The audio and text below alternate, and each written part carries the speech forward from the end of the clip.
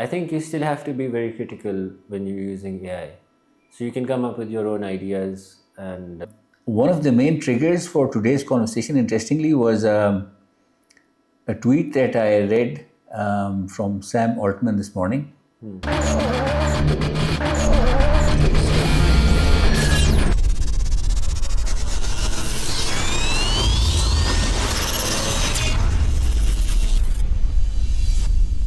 So today we're going to have a quite an interesting conversation about the big picture, because there's a lot going on in terms of the hype and the fear on the one hand, which is being delivered in the name of AI. In terms of there's a doom and gloom scenario yes. where there's one scenario where all the jobs are going to be taken off eventually by machines, and you get to a state of UBI, universal basic income. So that is one scenario that people are talking about, and essentially this is what the tech giants are basically talking about. And there's also some other quite interesting news about Elon Musk's plans to within the next 36 months have the AI data centers, or let's say the energy source of the data centers, in space, because of the solar energy, which he says is much more cost efficient and effective in terms of having it in space. So we'll discuss that as well. But let's first start with the big picture, because there is a lot of talk and buzz in the marketplace and hype about the speed with which AI is coming, Yes. and its potential to take over all the jobs. And one of the main triggers for today's conversation, interestingly, was a tweet that I read from Sam Altman this morning. And I'm going to do my best to not use a certain word for Sam, but I think when you listen to Sam Altman, you don't really feel like he's his own person. You feel like he's almost working for somebody. Yes. You feel like he's working on somebody's behalf.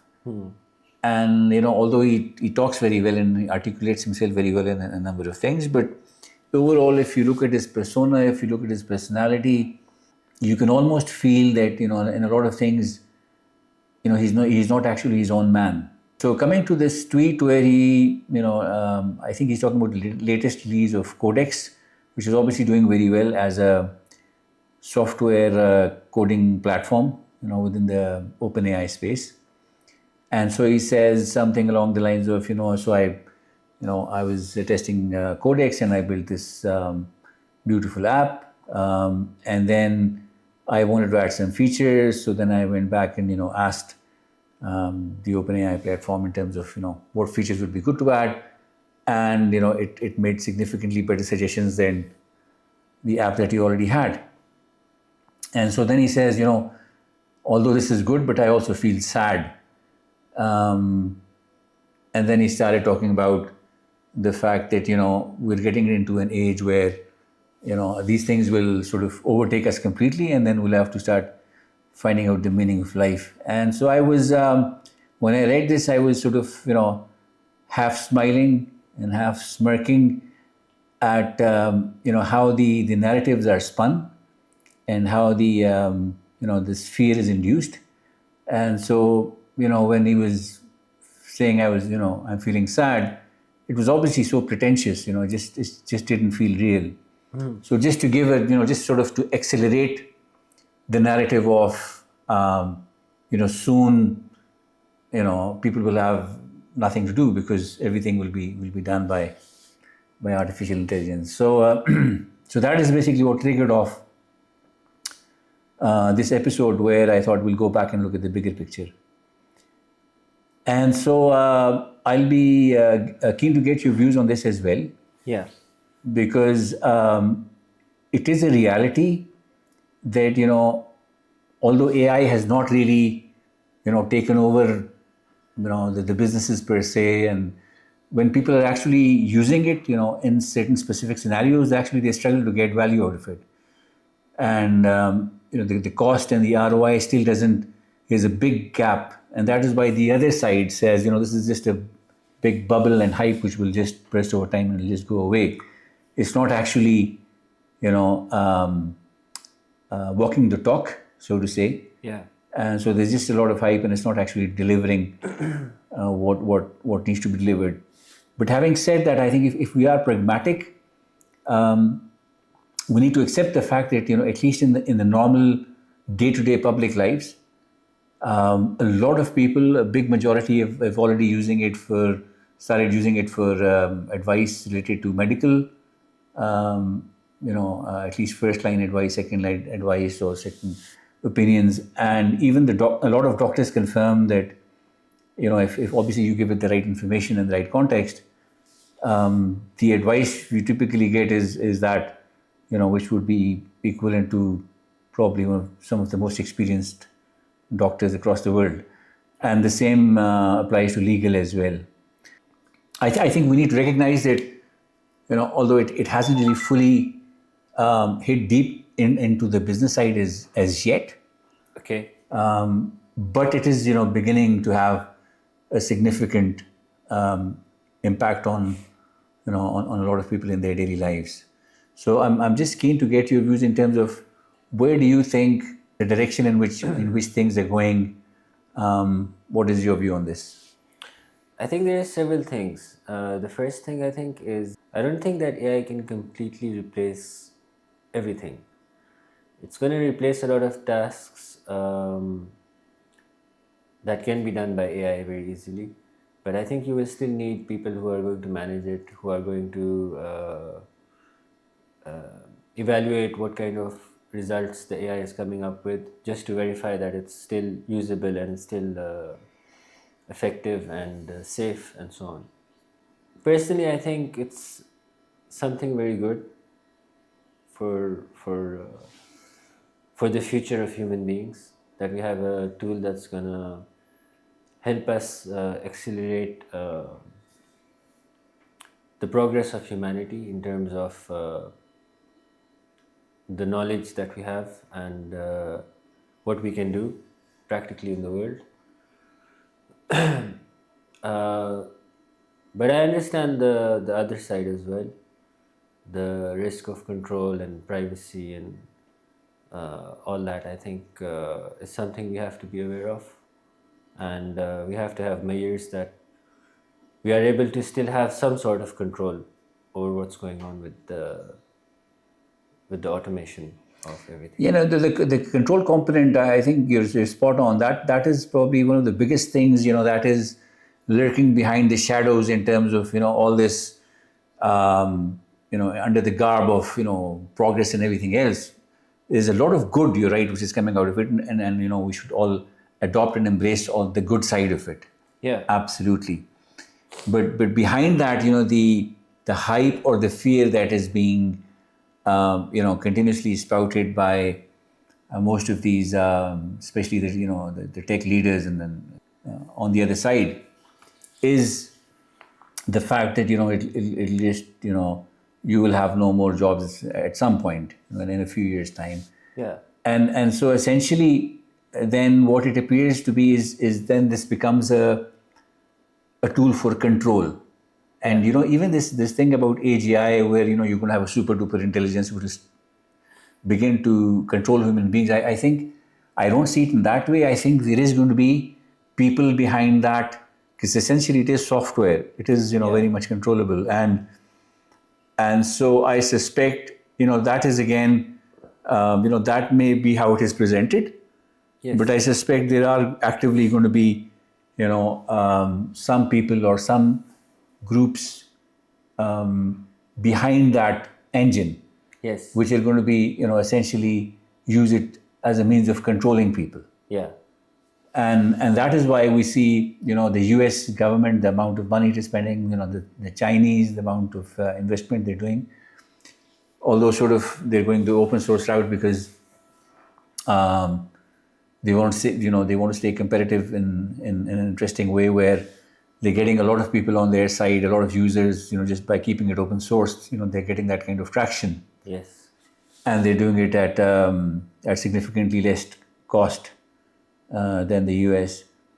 But yeah, so the I think the element of being ready, responsive to change is going to be absolutely critical. Yes. And that is why, when we've talked about this concept we've come up with, in terms of the what should be a role model in this new world. And we've got this concept of the platinum man. And the reason we have that is, we need a model which sort of capitalizes on the knowledge and strength of the human race, essentially, of Yes. human beings. And then it's not just looking at the technology outcomes. It is looking at the social balance in life, the relationships. It is looking at the meanings. It is looking at smart ways to counter the wrong things. Yeah. So whatever negative aspects of AI there may be, it's incredibly important for people to be aware about them, Yes. and to start planning and doing things in the direction which they're able to address or offset the negative things. Yeah, absolutely. And I think the AI that I have used until now for doing research and so on, I think there is several things you have to keep in mind. Since almost everyone is using AI, they're all getting the same results. Which doesn't mean the results are bad. The results are good, because I think AI is very capable of giving a very comprehensive overview of whatever you're trying to research. But I think you still have to be very critical when you're using AI. So you can come up with your own ideas and newer strategies that you can use, which because AI is just pulling data from whatever data it already has. It's not coming up with anything new. So I think I don't know if AI will be capable in the future of becoming better than human beings at that. But yeah, that's what I think. Yeah. No, the augmentation, I think what you mentioned in terms of augmentation is quite important. And that's where, we'll do a separate session on the model that we're suggesting, which sort of obviously springs out of the Platinum Man model. But then it is sort of designed for human augmentation. So the fact that we're getting all this, amazing speed and knowledge from AI Yes. should actually be used by human beings as a skills accelerator. Yes. As a cognitive gym, as they call it. Yes. Where you can actually go and exercise your mind in terms of coming up with ideas and discussing and going back and forth. Yeah. And we've seen. I mean, I've seen this, and I think most people have commented on this. Is if somebody's an expert in a certain area, when you go and discuss that with AI, then that is where you begin to understand that the responses that AI typically comes back with are, although they seem very logical and structured, Yes. but a lot of times they fall short of the kind of quality that you're looking for. Yeah. And that is why the framework which we are suggesting or recommending is incredibly important to have face-to-face conversations like the ones we're having in terms of peer-to-peer physical conversations about subjects before we go to AI. This model ensures that we sort of stay a step ahead of AI. So yes, AI has got all that knowledge and skill and information. Yeah. But we take that and we sort of process that and we enhance whatever we're doing. Yes. Yes. Because this is an opportunity for people to evolve in whatever job or role they're doing. Yeah. And so from a change perspective, it's incredibly important for people to understand this and accept this and work on it. Yes. Yeah, absolutely. And I think AI cannot, I think we touched on this subject the last time or before that as well. I think it cannot replace everything, for example, sports and so on, because people value, human accomplishment. I agree with you. I think so. This is where it gets interesting. Although the Chinese, I think, just just a few days ago, there was a robot which came close to the record which is being set by a human in terms of sprinting. Yes. But in real terms, just if we look at chess, and that's a good example where, although computers had sort of won the chess world championship a long time ago, but then people don't use that anymore. Yeah, absolutely. People want to see people winning and people trying. So when it comes to sports, and I suspect it comes to a lot of other things as well. Yeah. People are going to want to have somebody with a soul, and that is the essence of life. Yeah. And that is where you, especially with games, and I suspect in a lot of other things as well, where we'll begin to see that. Yes. And it'll be interesting to see how this element that you're talking about, the human element. Yes. So even if a machine is better, people will prefer to, interact with humans. Yes. Or look at human content. I think it'll be interesting to see how this evolves in the podcasting space and the content creation space. Yes. Because right now there's an explosion of avatars and the twins of people, and so you've got all these sort of AI fed, very realistic looking, the same person, but it's actually scripted. It's coming from AI. Yeah. And I suspect, I don't think it'll go down very well. I think it's just a matter of time. Just like with chess, eventually then people, they want to look at people playing chess rather than doing it with a machine. Yes. So I think we mentioned last time, when we look at things like LinkedIn. Yeah. And even X, there's all of a sudden you see all of these posts which are very beautifully written and very meticulously worded, and there's some emotion there, and then they're all sort of almost designed to let's say have the hook and get people sort of reading and responding and all of that. Yeah. I suspect that will also begin at some point to go down, because then people will want to talk to real people. People will want to see, whatever this guy is saying, is this him or is this AI? Yeah, absolutely. Yes. So, I think the jury is still out on that. But let's see how this part evolves of content creation and of commenting and all this side of things. The second interesting thing that I think we should talk about today is, so in a very recent interview, Elon has mentioned that within the next 36 months, he thinks they will be able to start moving, the most of the AI data centers, sort of, let's say, energy sources in space. Yeah. And I think that is very interesting. And he gives some very basic, common sense kind of reasons for that. And that is where, personally, although I have some serious issues with Elon in certain areas, and, I don't like him in certain perspectives, but in others, it's quite impressive. The way, he's got this first principles thinking. Yeah.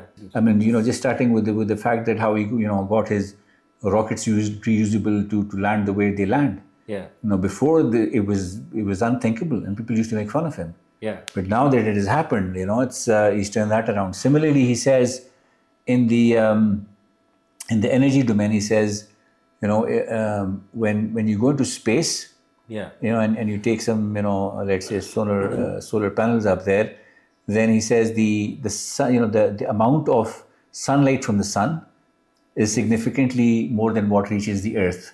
Yeah. Number one. And number two, he says, there's no day and night thing. Yeah. So it's a continuous, solar sort of energy which can be harnessed over there. Yes. And then he says it'll end up being cheaper, because since it is a 24/7 thing, it's working all the time. They don't need batteries to sort of have as backup. Yeah. So you would have continuous energy sort of being used over there and being beamed down to earth. Yes. And similarly, he says, the panels that we make, typically the solar panels, the reason you've got special kinds of glass and coating on them is because to withstand, the different weather that we have here in terms of, cold and, rain and all these different kinds of temperatures. But because there is no atmospheric sort of impact in space. So he's saying for all these reasons, other than obviously getting this stuff into space, which he's doing already quite a lot with he's done with Starlink and with all these satellites. Outside of that cost, it's going to be much simpler and much cost efficient to have solar energy in space. Yes. So I think that's going to be an interesting area to watch out for. Yeah.